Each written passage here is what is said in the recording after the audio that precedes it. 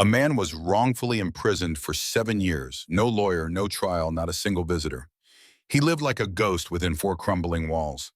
Until one day the president walked into that prison. No cameras, no entourage, no warning. But what would what in that prisoner's eyes that made the president rewrite an entire nation's justice system after just one 3-minute conversation? In a forgotten corner of Ouagadougou Central Prison, where no wind could pass through, where sunlight had long since lost its war against moss-covered concrete and claw-marked walls, sat a man whose name hadn't been spoken out loud in 7 years. Not once. He never screamed, never protested, never went on hunger strike. He didn't fight back. He simply sat there, like a broken piece of the building's foundation no one bothered to fix. They called him Jonas Mbe, though inside those walls, the guards just called him Number 42. Some weren't even sure if he was still alive. He barely moved. One rookie guard once joked, "That guy must have turned to stone." But when a single raindrop leaked through the roof and struck his forehead, his eyelid twitched, just barely, as if life itself was still inside him, waiting to be remembered. 7 years. That's long enough to forget the taste of hot rice, the color of sunset skies, or the sound of a familiar voice.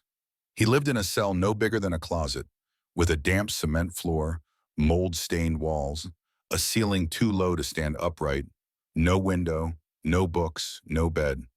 Just a torn mat in the cracked wall where he used to scratch tally marks with his fingernails, one for every day he survived. By year 3, his nails bled. He stopped counting, because deep down he knew he'd probably never get to finish. On sleepless nights, he stared at the ceiling, at the tiny hole through which a single thread of street lamp light sometimes slipped in. He wondered if his mother was still alive, if his younger brother still remembered him, and whatever happened to the white dress shirt he'd left at the laundromat the day before he disappeared. Small, trivial questions, but in that darkness, they were the only things that gave him a reason to breathe. For his arrest, Jonas had been meticulous and invisible. He worked quietly in the accounting office of Doda Group, one of Burkina Faso's largest construction companies, the very same company that built prisons like the one that would become his cage. Every morning he arrived half an hour early, brewed a cup of ginger tea, turned on his old radio, and manually double-checked the ledger. No smoking, no drinking, no small talk, not because he was unfriendly, just careful. But in a world where no one knows you, no one protects you. So when $50,000 vanished from the company's advance account, Jonas became the perfect scapegoat. No questions were asked, no explanations allowed. The owner, Victor Doda, simply raised an eyebrow, and security guards escorted Jonas to the police station. No handcuffs, no beatings, just a sheet of paper and a soft-spoken officer who said, "Sign here and we'll handle things properly." Jonas signed, because he believed in the system. That was his first mistake. He was taken away that same night. No warning to his family. His mother, paralyzed after a stroke 2 years prior, couldn't speak clearly. His younger brother, jobless and fragile, sold the family's only motorbike to repay debts and never dared to visit the police. Not because he didn't care, but because in a country where power speaks louder than truth, a poor man's love is like a candle in the desert. It glows briefly, then vanishes in the wind. They called it a preliminary hearing. In truth, it was a closed-door meeting between the company and a retired judge brought back on contract. No defense attorney, no independent audit, no deliberation. The judge asked a single question. "Do you contest this?" Jonas tried to speak, to say he didn't even have access to that account, that the numbers had been tampered with, that this wasn't justice. But before he could finish, a man beside him slid a brown envelope across the table. That was it. The verdict came 13 minutes later. Held for investigation. 7 years have passed. No investigation ever began, because no one ever intended to look. Jonas vanished from the world like a comma erased from a rough draft. His neighbors assumed he'd run away. Some said he'd gone abroad. His Facebook was hacked and repurposed as a fake shoe store. And in a world too loud with distractions, one man's silence isn't enough to matter. Until one day, the day everything changed. A different man, sitting at the highest seat of power in the country, suddenly told his driver to head toward the prison. No media, no escort, no press release, just a quiet visit. The man was President Ibrahim Traoré, known for his calm, private demeanor. And that day, he walked into the heart of that prison, straight to the cell where Jonas had been forgotten for 7 long years. But why Jonas? Why now? What name had reached the president's ears out of the thousands of lost files buried in silence? What story had he heard? And more importantly, what happened inside that cold stone room that made a president take out his pen and write down a single name with his own hand? Mornings in prison don't arrive with sunlight or the smell of brewing coffee. They come with the sound of rusted metal and worn-out hands. In Jonas Mbe's cell, buried at the end of the most humid wing in Ouagadougou Central Prison, morning was marked not by hope, but by the trembling hands of a tired night guard twisting open a corroded lock. The door groaned on its hinges. A metal food tray crashed to the floor with a careless thud. No words, no greeting, no acknowledgement, just a glance, quick and empty, before the iron door slammed shut again, sealing Jonas back inside his box of concrete and silence. This happened every morning, without change for years. The only sign of time passing was the rhythmic dripping of water from a leaky roof, forming dark, uneven puddles on the cold cement floor. On rainy nights, the drops would hit a dented tin bowl in the corner with a maddening precision, like a broken clock counting seconds that no longer belonged to Jonas. It reminded him time still existed out there, but not for him. The food they gave him could barely be called nourishment. A runny gray porridge that smelled faintly burnt on some days, or gritty with sand on others. 3 times a week, a slice of dry bread that could chip a tooth if bitten too hard.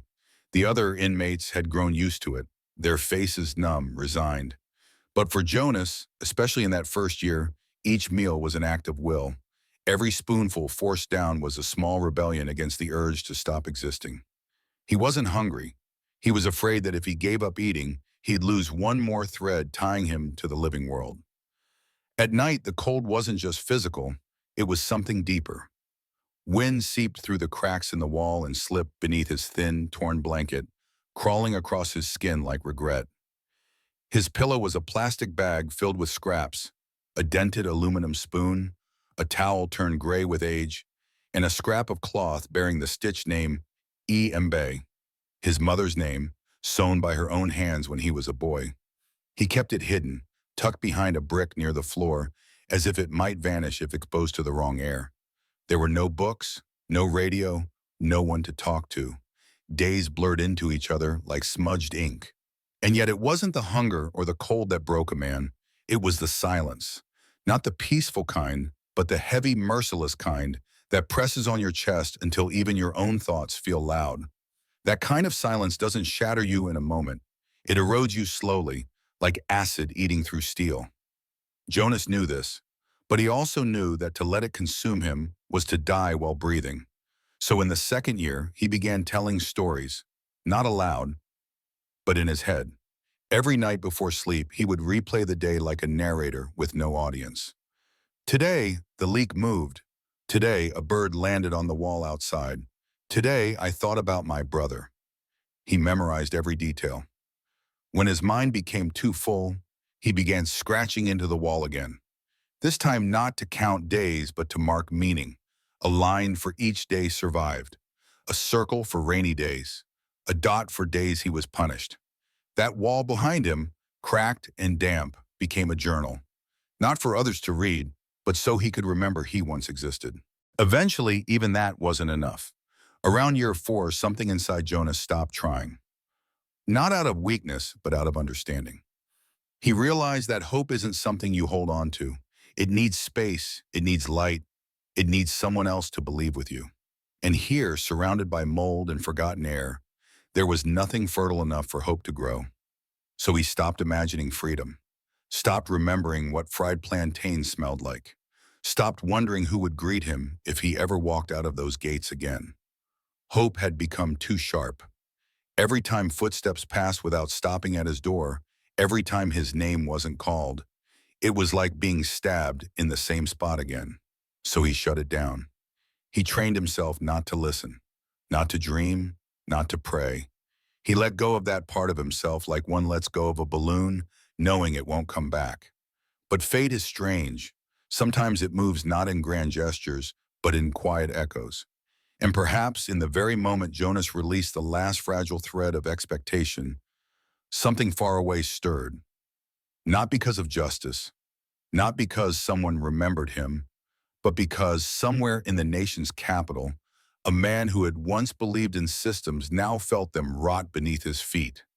On an ordinary Monday morning with no scheduled event, no press entourage, and no official reason, President Ibrahim Traoré closed his notebook, looked at his driver, and said the most unexpected thing: "Take me to the central prison." No one dared ask why. No advisors followed, no cameras rolled, just a silent order, driven by something he couldn't explain. And what began as a detour became something else entirely. Hours later, President Traoré stood in front of a mossy concrete cell at the end of a forgotten hallway, staring at a man who hadn't been called by his name in over 7 years. Jonas Mbe sat curled beneath a torn blanket, his back to the wall. He had turned into a private language of pain.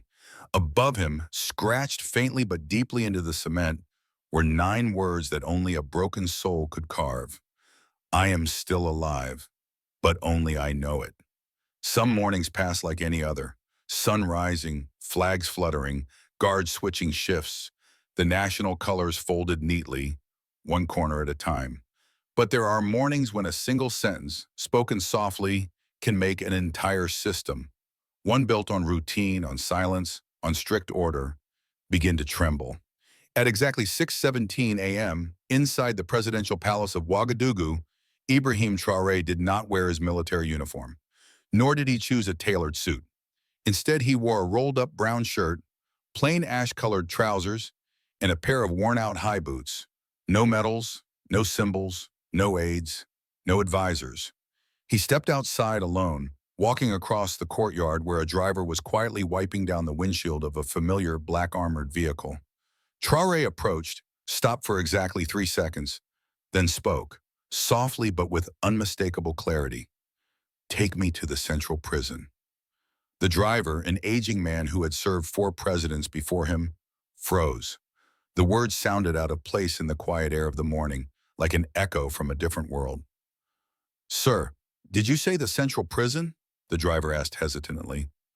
Traoré nodded once. No elaboration, no urgency, just a nod. "Should we inform the Minister of Justice?" the driver stammered. The president didn't even turn toward him. He simply answered flatly, "Tell no one." Less than 5 minutes later, the car rolled out of the palace gates. No sirens, no flags, no official motorcade. Just 2 unmarked police vehicles silently following at a distance. No journalists were alerted, no cameras were rolling.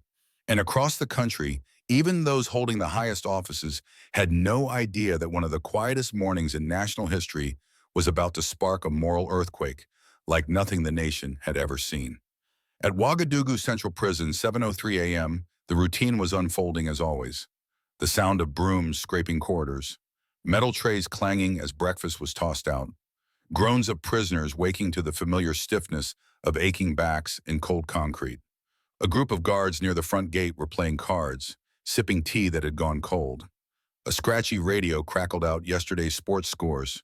Nothing seemed out of the ordinary, until a green-plated government car came to a silent stop right at the entrance. No siren, no warning, no one stepping forward to open the door.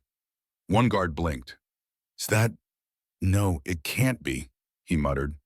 But then the car door swung open, and out stepped the president.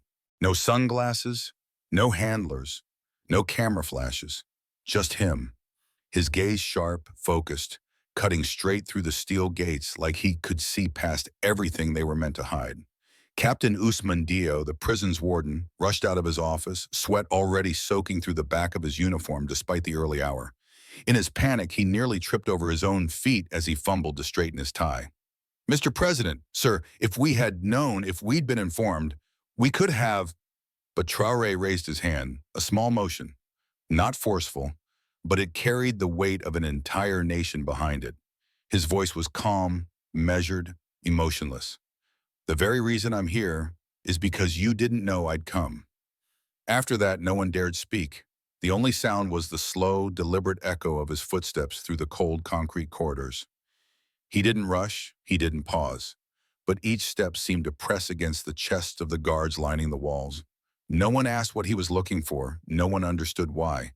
But everyone knew if a sitting head of state walked into a prison unannounced, without press, without a reason, without even his advisors, then either something enormous was about to be exposed, or something buried had been waiting far too long to rise. Cell block 3, darker than the others, flickering lights, water pooled beneath leaking pipes, walls flaking like old skin. A few prisoners clung to their cell bars, peering out. "Who is that?" someone rasped. "Looks like the president." "No, must be an actor," another whispered. But no one could fake that walk, that silence, that gaze. It wasn't a performance. It wasn't a stunt. It was real. The gravity of it settled over the corridor like fog. Traoré didn't ask for names. He didn't make conversation. He simply looked. At every cell, at every face. Each time a prisoner met his eyes, the president met theirs. Not with pity, not with disgust, but with something rare, something hard to define. It was attention, a kind of listening that didn't need words. And then he reached cell 42. Everything seemed to stop.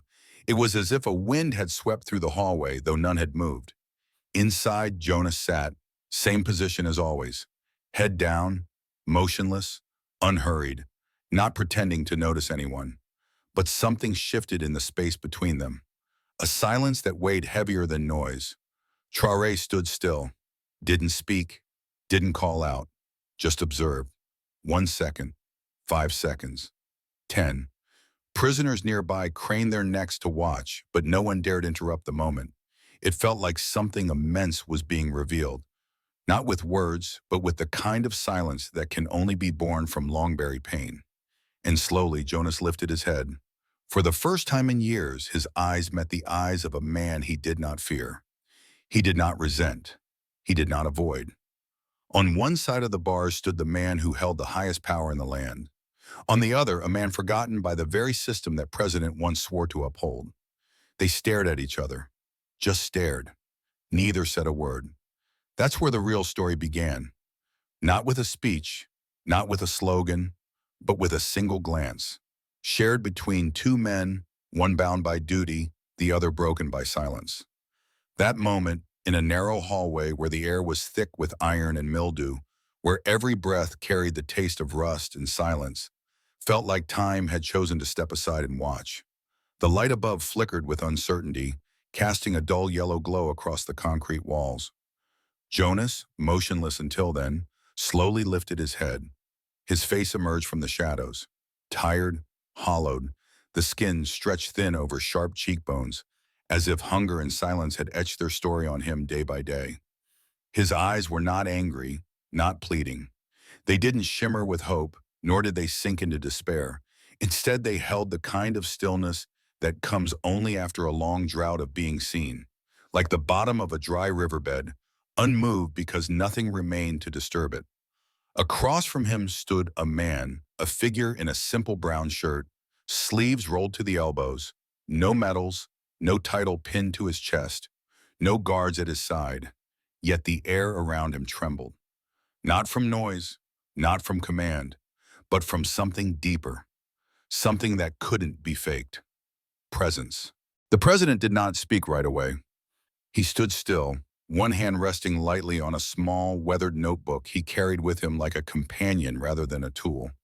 He didn't announce who he was. He didn't need to. The silence around him did the work. When he finally moved, it was slow and deliberate, as if the weight of history demanded that he measure every step. He lowered his body, not because protocol required it, but because respect did. Because to speak to a man like Jonas, a man forgotten by time and law, a man discarded in the margins of a broken system, one must not speak from above.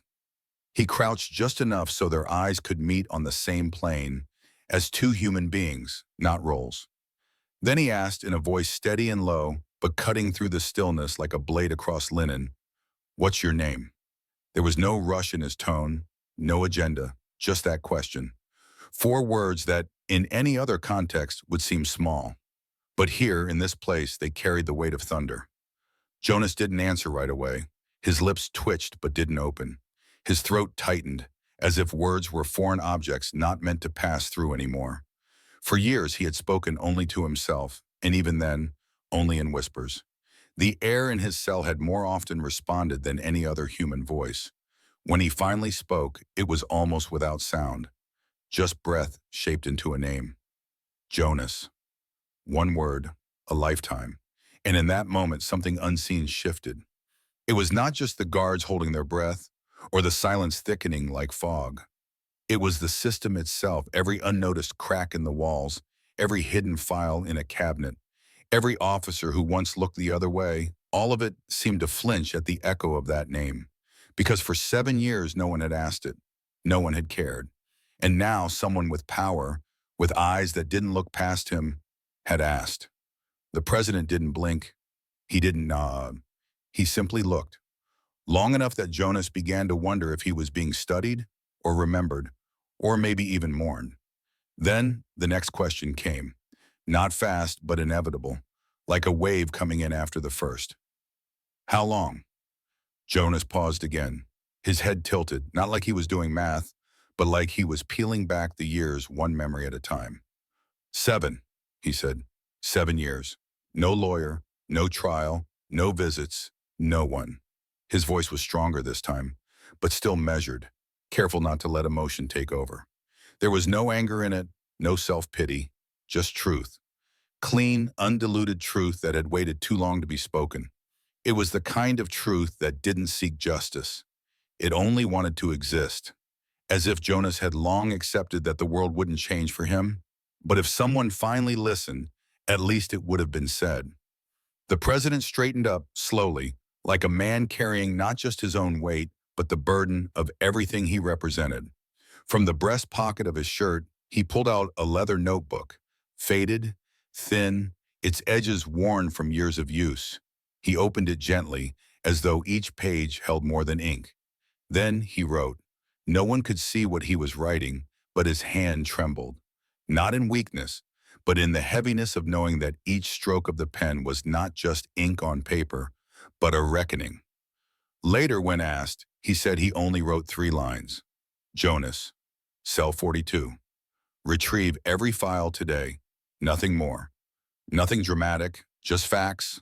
Quiet, dangerous facts that would now move through the system like a silent alarm. When the notebook closed, the sound of its cover snapping shut felt louder than it should have been. No one moved. The guards stood motionless, their eyes fixed on the floor. One of them, a young recruit recently transferred from the north, looked visibly shaken. He had never witnessed anything like it. A president asking a prisoner his name, a prisoner answering not to plead, not to accuse, but simply to state who he was. And somehow that exchange, so soft, so restrained, had made the entire corridor feel like it might collapse under its own truth. Then, without another word, Traoré turned and began walking down the hallway, each step steady and unhurried. The silence remained thick behind him, but just before he reached the iron door, he paused. Without turning, he said to the officer at his side, I want every name. I want to know who signed the order, who wrote the file, who looked away, every detail, every signature, every date. I want it all on my desk before nightfall. He didn't raise his voice. He didn't need to. Because from that moment, a tremor had already started. One that would ripple through the prisons, through the police stations, through the quiet offices where forgotten lives had been buried under bureaucracy. It had begun not with a decree, not with a speech, but with a simple question. What's your name? And in that question lay the most powerful truth of all. That silence once seen is no longer safe. And when injustice is finally called by its true name, it doesn't just make noise, it awakens nations. When President Ibrahim Traoré returned to the palace that day, he did not go to his main office. He didn't check his phone, didn't hold any of the scheduled meetings, didn't speak to anyone. Instead, he walked straight into the old archive room, a place buried deep within the west wing of the building, where aging shelves bowed under the weight of forgotten files. These were documents left untouched by presidents before him, collecting dust and silence in equal measure. Traoré opened the cabinet himself, his fingers brushing aside the cobwebs of bureaucracy as he pulled out folders. One by one, his hands trembled slightly, not from fear, but from the gravity of what he suspected he would find. He flipped through brittle pages with the same care one might handle the bones of an unburied body. Each paper another piece of a hidden autopsy on justice. His aide stood behind him, mute and frozen, sensing that what was unfolding was far beyond ordinary governance. The only sounds in the room were the turning of pages and the shallow breath of a man confronting the system he had inherited, and perhaps for the first time truly seen. The file labeled 6042, bearing the name Jonas Mbe, contained exactly 5 pages. Each was faded, misaligned, speckled with errors. Words were misspelled, margins crooked. There was no lawyer's name, no record of trial, no forensic summary, not even a signed warrant. Under reason for detainment, there was a single scrawled sentence, uneven and jagged, as if written by a left hand in haste. Suspected financial misconduct. That was it. No proof, no witness, no assigned court date, just suspicion, unqualified, unexplained, and never reviewed. On the final page, there was a judge's signature, one that belonged to a man quietly forced into retirement 2 years prior after being linked to 3 separate bribery cases. But the Jonas case had never surfaced in those investigations. It had simply disappeared. Or more accurately, it had never even appeared. Another name, however, surfaced repeatedly throughout the file: Victor Doda, a prominent businessman, known donor to no fewer than 4 political campaigns. Victor himself had signed nothing, yet payroll records and banking transactions from that time revealed a disturbing pattern, transfers aligning precisely with the day Jonas vanished. More unsettling was a forgotten internal memo buried in the file, a note revealing that Victor had once suggested placing his nephew in Jonas's exact post. And just one day after that proposal was made, Jonas was arrested and erased. No charges, no defense, just absence. The president closed the folder slowly. For a long moment, he said nothing. He stared out the narrow window where the national flag fluttered gently in the wind, its motion a painful reminder of the ideals printed on it. What he held in his hands was not a clerical mistake. It was something colder, sharper. This was not the result of broken laws, but of an intact, well-oiled cruelty, the kind practiced not with force, but with silence. A system in which those in power didn't need to act with violence. They only needed to look away, just long enough, at just the right moment.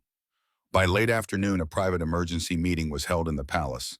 There were no cameras, no press, only those who had been summoned, a handful of retired judges, a few independent human rights lawyers, representatives from civil society organizations, and 3 longtime prison guards who had served at the central prison for over a decade.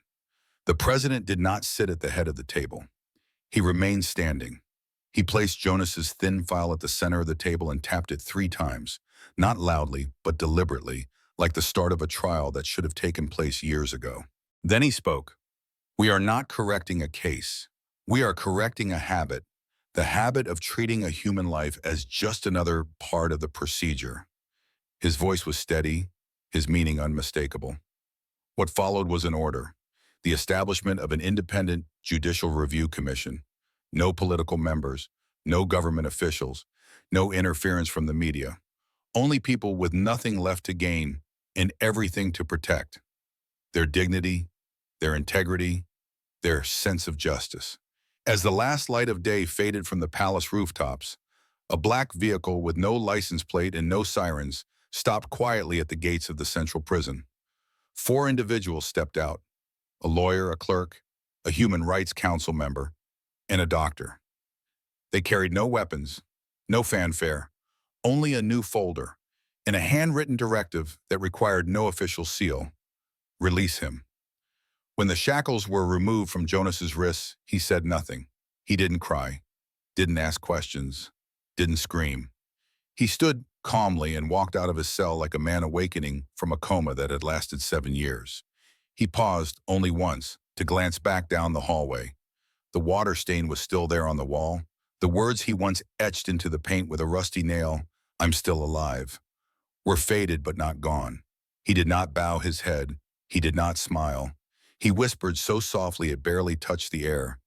I'm not used to freedom. It wasn't a poetic statement. It was the rawest truth a man could admit after being forgotten for so long. After spending 7 years inside a box built not of bars, but of silence. For Jonas had not been held down by whips or chains. He had been imprisoned by the simplest instruments of tyranny: unchecked power, unsigned papers, and people who chose not to look. 3 days after Jonas Mbe was released, a new file appeared on the president's desk. It wasn't stamped. It didn't arrive in a government envelope, nor did it bear the name of any ministry. There was no sender's name, no official heading, just a crumpled piece of paper tucked inside a reused envelope, its corner damp, carrying the faint scent of smoke from a village kitchen. The ink had smudged, the handwriting wobbled and uneven. The letter had passed through 3 hands: a janitor at the front gate, a secretary, and finally a guard. But none of them had the heart to throw it away, because the first line struck them. It was strange, urgent, and heartbreakingly real. I am the mother of Samuel Hale Lima. He was taken 9 years ago. They never told me why. I sold my last 2 goats to go looking for him. But I'm poor. I have no money. I have no voice. Please, I beg you, save my son. President Traoré read the letter 4 times, carefully, slowly. In the margins, someone had drawn a rough hand-sketched map, pointing to a place called Kaya, a village more than 3 hours from the capital, a place so small and poor it had never appeared on any official administrative record. The president didn't call a meeting. He didn't issue orders or summon ministers. He simply looked across the room at Jonas, who had quietly returned to sit in the same chair by the window, and said, "Come with me, we're going to Kaya." Jonas didn't ask why. He didn't need to. The next morning they left the palace in a plain, unmarked vehicle. No flags, no security detail, just a tired old driver and the hum of tires rolling over broken red earth. The road to Kaya was harsh and narrow, carved through gullies and over dry riverbeds, flanked by patches of forest stripped bare. Children stood along the roadside, wide-eyed, watching the unfamiliar car pass like it had emerged from another world.